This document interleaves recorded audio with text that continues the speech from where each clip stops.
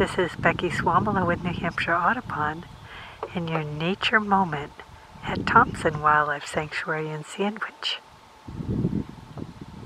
It's in the fall and the grasses have dried back. They're brown, but the foliage still has color.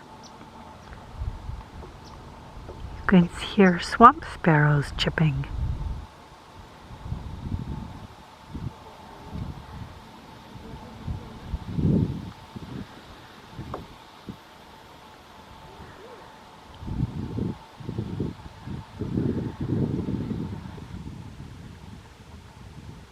There's some beautiful red trees on the edge of the water.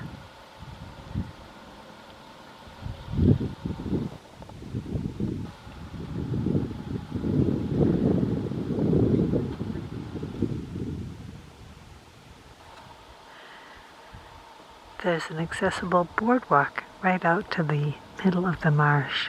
It provides a great viewing platform. Got a 360-degree view all the way around.